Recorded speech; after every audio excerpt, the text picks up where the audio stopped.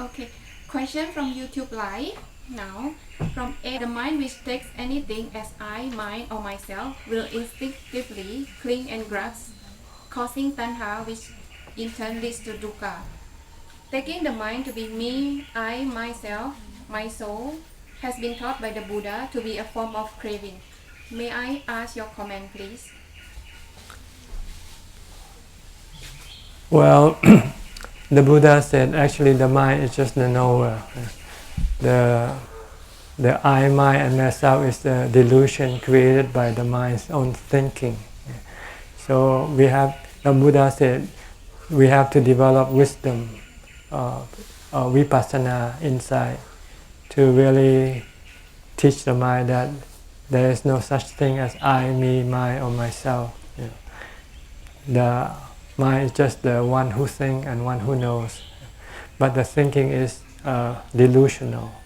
So we have to correct the thinking, to stop thinking about I, me, and mine, and just thinking about knowing, being aware of things that you come into contact with.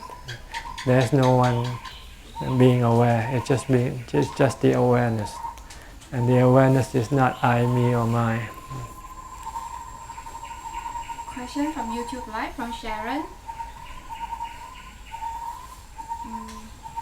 Ajahn have heard Thailand Ajahn use Thoraman to teach students real way of practice. Just wondering, are you also using the same method? Tharaman, Thai word. He put it in the English, but I think there's no English word for Thoraman.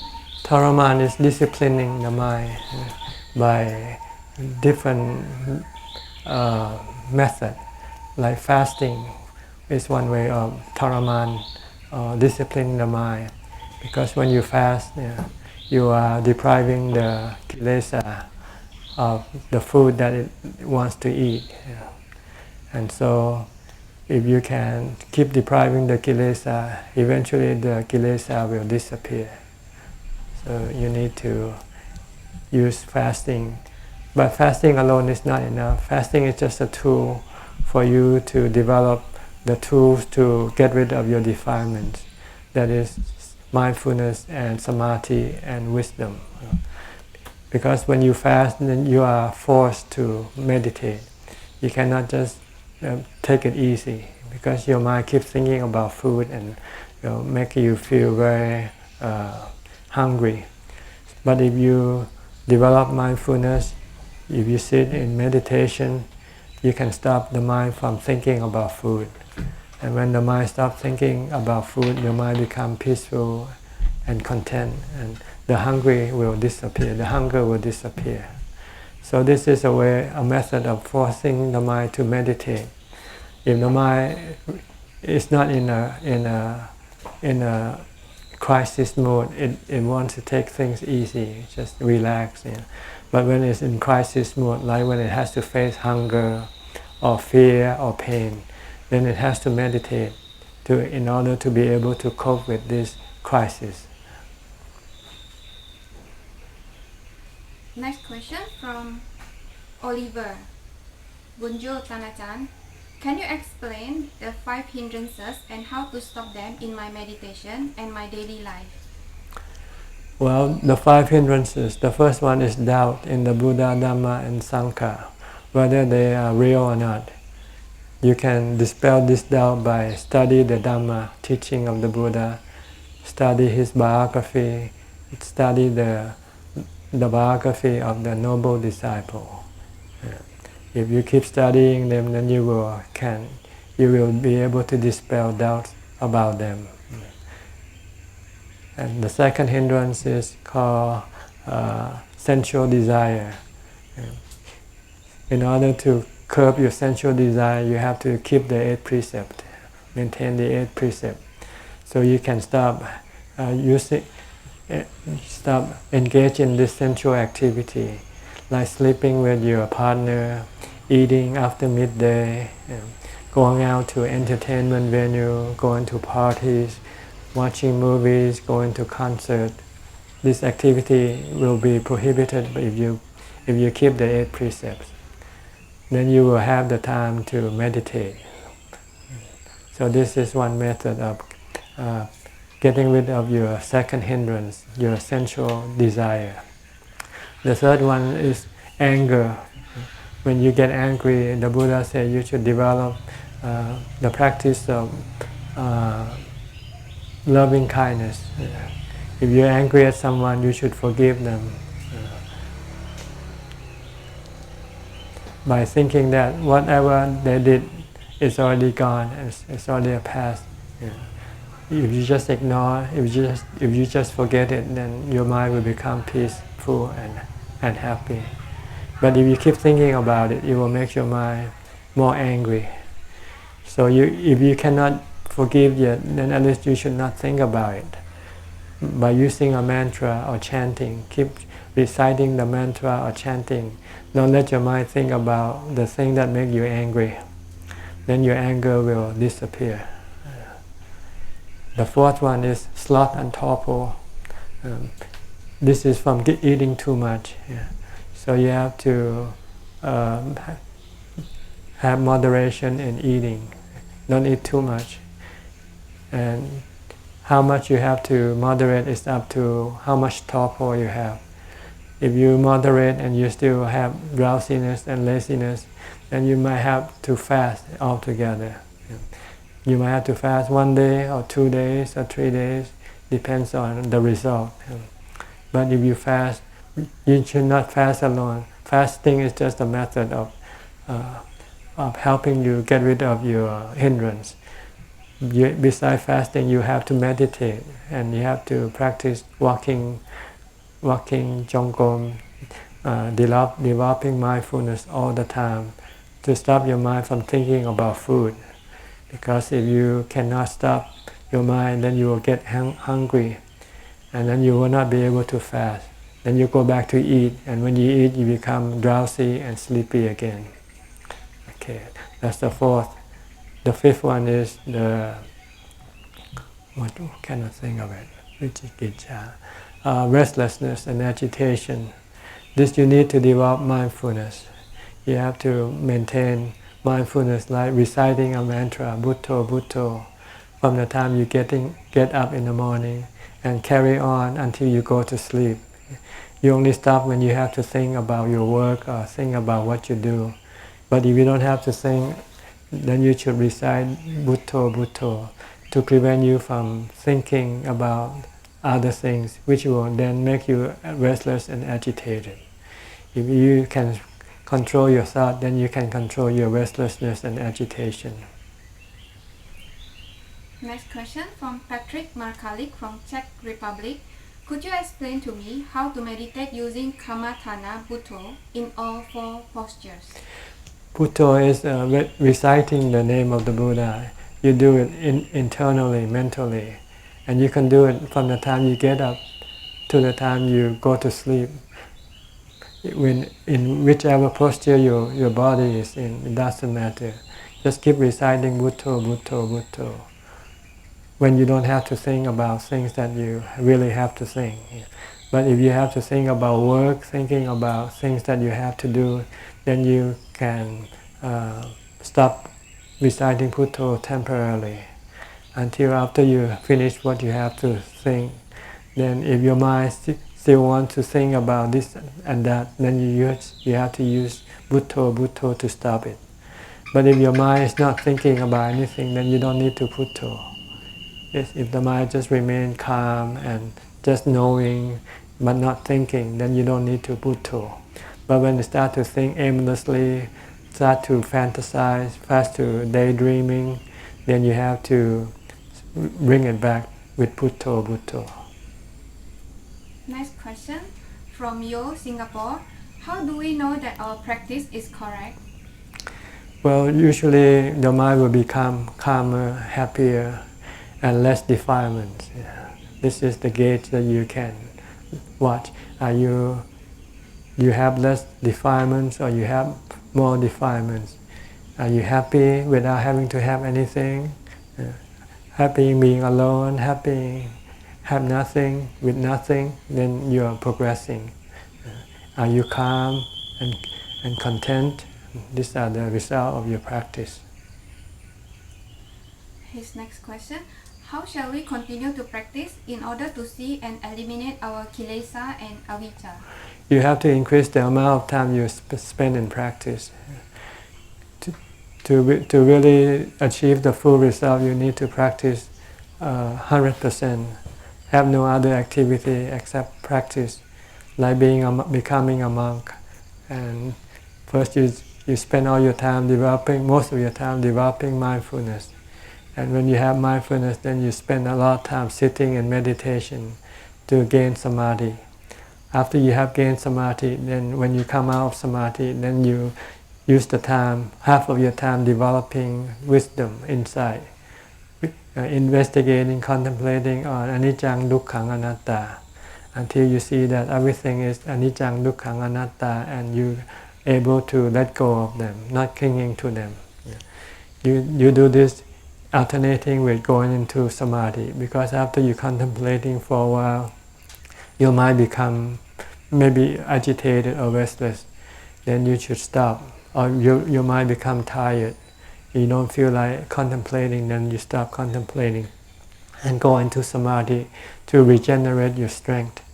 After you have your strength, then you come back and continue on with your contemplation until you see truly, clearly that everything is anicca, dukkha, anatta, and able to get rid of your clinging to them. Next question from Santiago, Rome, Italy. I'm curious about the meaning of karma. What is it about? Does it come through our current action or our action in the past lives? Karma means the three actions that you perform today, yesterday, previous life. These are the action of body, action of speech, and action of mind, which is thinking. And the action of mind is the master. It is the one that directs the action of the speech and action of body. So if you can control the action of the mind, then you will be able to control the action of speech and body. And in order to be able to control your karma, you need to have mindfulness and wisdom. If you have mindfulness and wisdom, you can stop your mind from generating karma that have consequences, that have bad consequences. And you can stop the karma that will send you to become reborn again and again. So his next question: Is there anything we can do to get rid of our bad karma? No, the past karma you cannot get rid of it, but you can run away from it by never coming back and reborn again.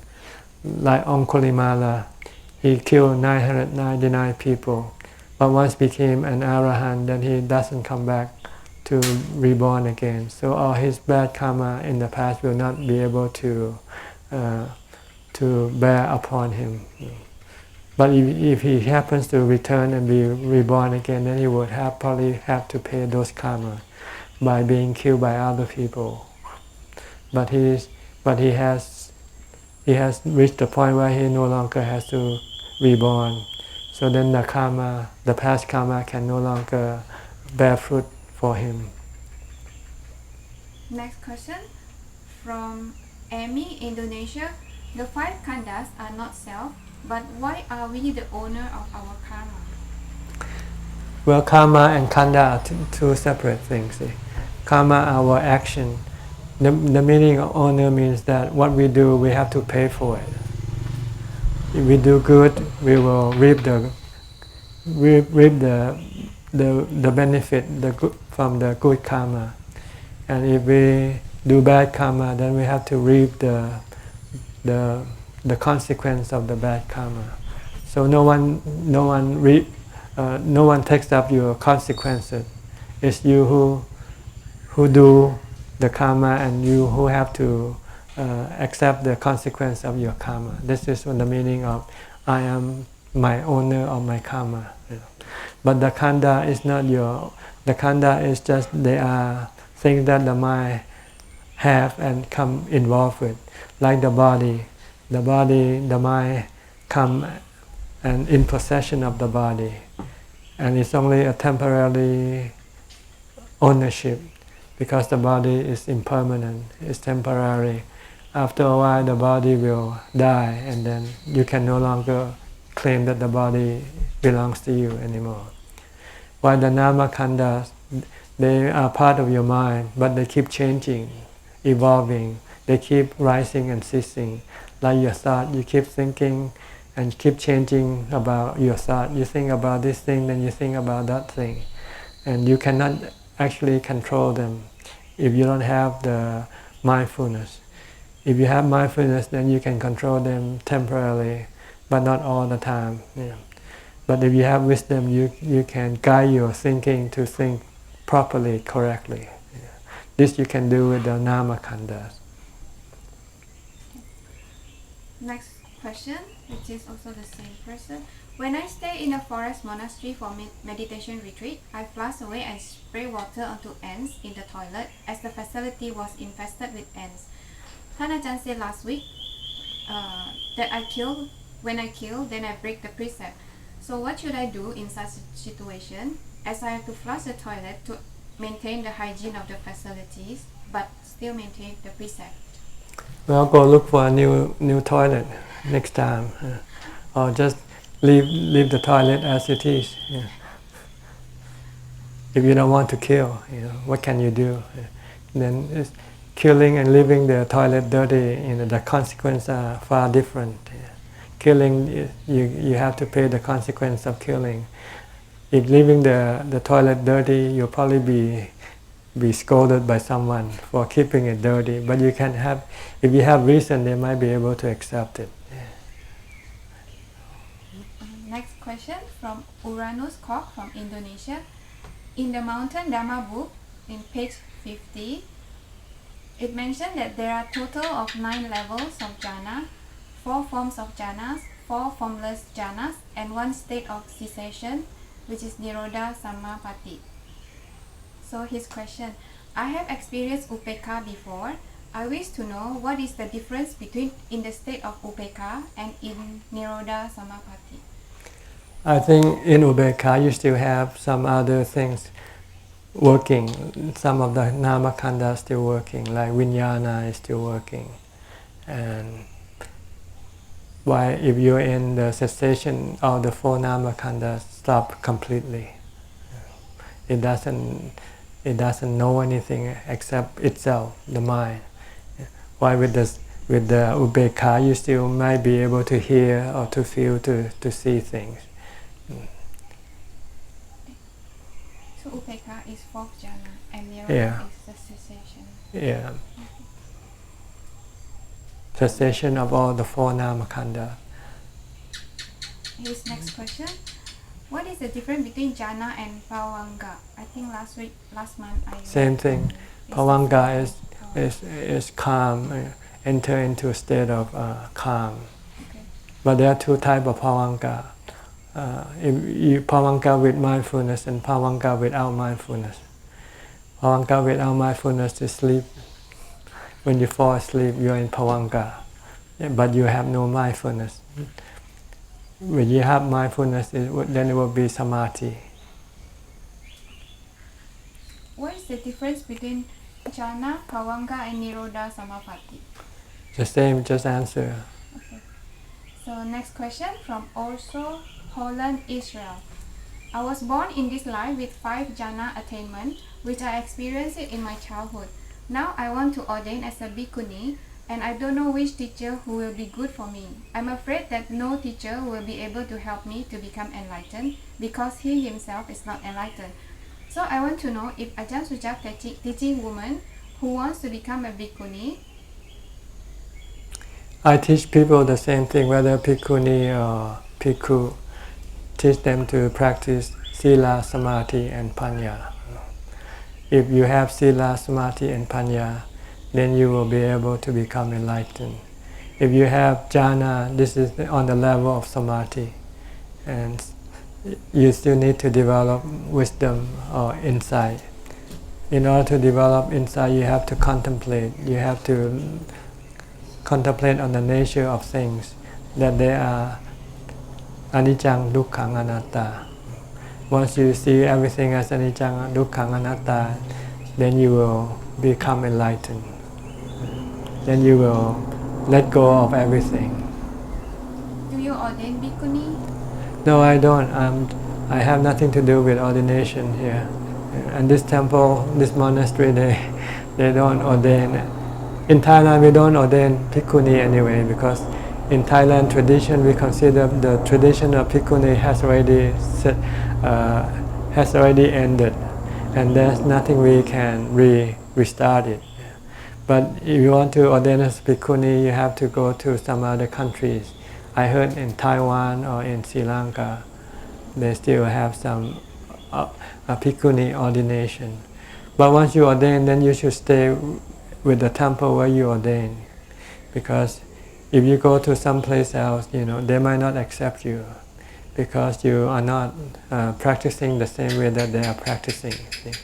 In a monastery, they need uniformity. Everybody has to practice the same way. If everybody choose to practice the way they want, then it could be chaos and disruption.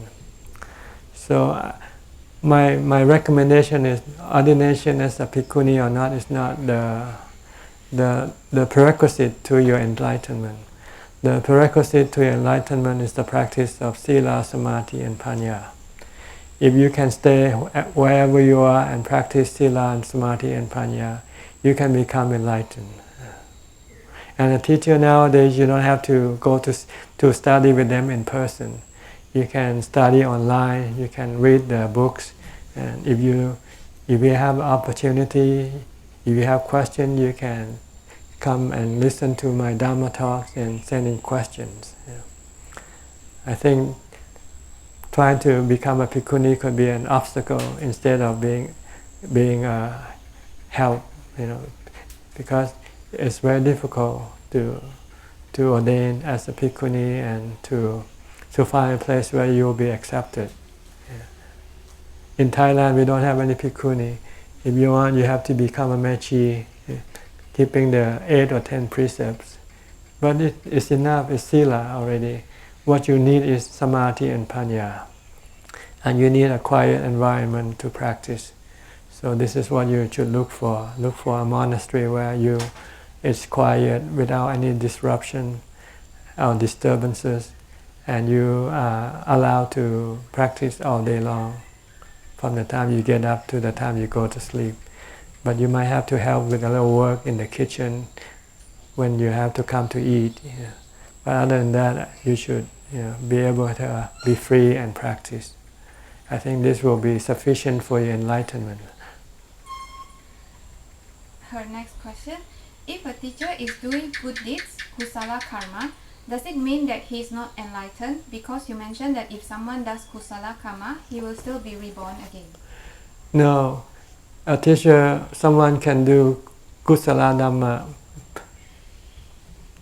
or not doing kusala dhamma. An enlightened person can do either one.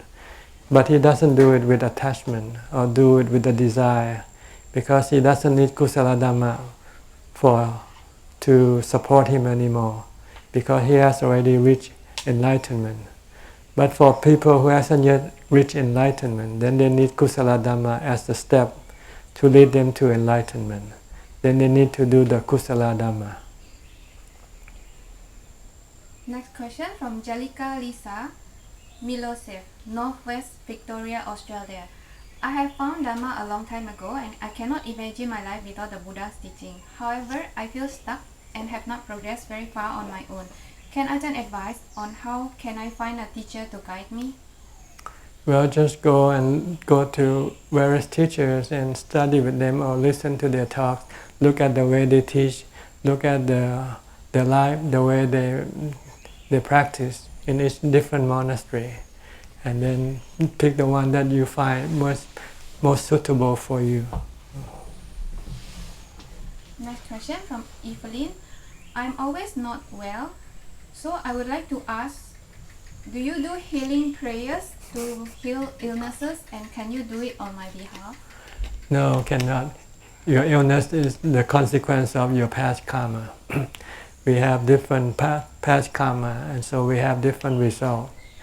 Illness is considered to be, if it's chronic illness, It is usually considered to be the result of your past karma. All you can do is just accept it for what it is and not try to get rid of it. You can try, but if you cannot get rid of it, then you should accept it for what it is and try to kill your mind, because when you have body sickness, your mind also becomes sick, and your mind becomes sick because you cannot kill the body sickness. But if you accept that you cannot kill the body sickness, then you can stop the mental sickness by meditating, by calming your mind, and accept the illness of the body as the consequence of your past karma. Her next question. I don't know why almost every morning when I wake up I feel scared for no reason. It's your defilement. Your defilement have the desire to have everything in a desirable situation. So you worry because you know that things don't always remain the same. So this is that's what makes you afraid. What you should do, you should contemplate on the impermanent nature of everything. Every situation, no matter how good it is, has to change. So be ready to accept the change, then you will not be afraid. Because nothing could affect your mind, could hurt your mind.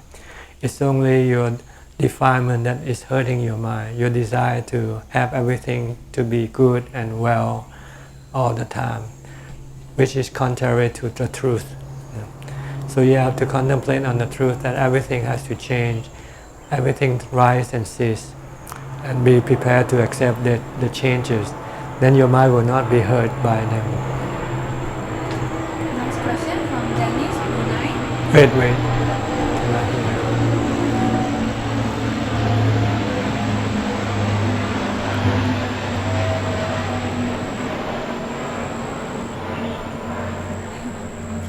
Next question from Dennis, Brunei. Any suggestion on meditation theme after a heart attack? You can use any theme you like. You can use death as a theme if you like. That body is impermanent, that sooner or later it's going to have to die. If you can use it and it can calm your mind and make you accept death, then you can be peaceful and happy. But if you cannot, if you think of death and makes you more afraid, then you should not use death as your meditation object. You might use the mantra Bhutto, Bhutto instead. Try to not think about death, just think about Bhutto, Bhutto, Bhutto. Or you can use Anapanasati, just watch your breath and stop thinking about your body. Don't worry about your body. Leave your body alone, just concentrate on the breath. As long as you're still breathing, you're still alive. Yeah. Next question from Danny Theo, Singapore. Can I check whether is it 11 a.m. to 1 p.m., which is afternoon, or 11 p.m. to 1 a.m., which is about midnight, is not good time for meditation, because someone told me that this time our body are weak and the spiritual beings will disturb the meditator. So just to be sure that I won't be possessed by spiritual beings during meditation. No, this is all a misunderstanding. There's no spiritual body that will come affect yourself. It's your body system. Yeah. So just look at which is the time is most beneficial for your practice, then use that time. Because usually if you have to work all day, when you do it before you go to bed, you'll find it difficult because your thoughts still think about work and the things that just happened. But if you sleep and then you get up early in the morning, then your thought will forget about everything. Then you'll find it's a lot easier to meditate early in the morning when the mind becomes fresh and rested and forget about past action, past situation. Next question from Sim from Malaysia. If someone has been practicing mindfulness and meditation since young, but when he gets old, he develops some mental illnesses like dementia, will he lose all the good things from his practice? No, the practice stay with the mind. It's not stay in the body. So whatever happens to the body cannot change what you have accumulated in your mind. If you have mindfulness, if you have wisdom, it will stay with you still. Next question. We were told that the last moment before death will influence where one takes rebirth. What will happen to practitioner with mental illnesses at old age? Well, your last moment, your last moment before you die is the accumulation of all what you did while you're still alive. See, so it's not something you can just pick and say, my last moment, I'm gonna think only of good things. So it's this accumulation of what you have done in your whole life. It will then come and like a total in your account. How much money you put in, how much money you draw. The total will be your last moment. So this is something that you have to do while you're still alive.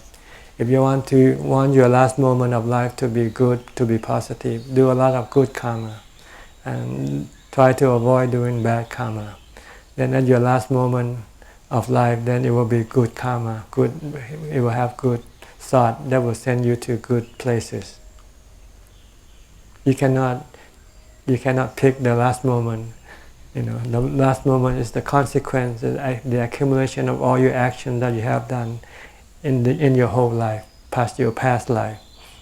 So even if we have jhana or mindfulness, we still cannot control it. Well, if you can control it, then that's good karma. See. Oh, okay. Okay. So next question from Han Ngoc, Ho Chi Minh, Vietnam. In Gita Sutta, states that a monk intent on heightened mind should attend periodically to 3 themes. He should attend periodically to the theme of concentration. He should attend periodically to the theme of uplifted energy. He should attend periodically to the theme of equanimity. So his question is, what is uplifted energy and what practice should I do to apply it? I don't know. This is the first time I heard. What's the other two? Equanimity you attain it by enter into jhana. Yeah, must attain. The first one. Attend to concentration. Mindfulness. That's mindfulness. Uplifted energy and equanimity. Uplifted energy means you do a lot of practice. Try to do a lot of practice. Walk 4 or 5 hours of jongom, and then you got uplifted energy. Viriya. Yeah. Next question from Injokor, Texas, United States. The consciousness play a critical role in birth and death process. It sounds like this consciousness, vijnana, present a good opportunity to stop the birth process. How can we incorporate in our meditation or daily practice to uncondition this mental consciousness element from arising? Well, your consciousness is actually your mind, and it's driven by your cravings and your desire. So the Buddha said, if you don't want to have reborn, then you have to get rid of your cravings and your desire by the practice of morality, concentration, meditation, and wisdom. Then you can get rid of your craving and your desire. Then your consciousness will be pure consciousness without any defilement. So when there is no defilement, then your consciousness will not be driven to go and be reborn again. Then that consciousness become nibbana.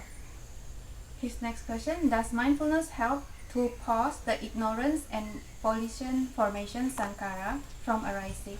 It stops the volition temporarily, but not all the time.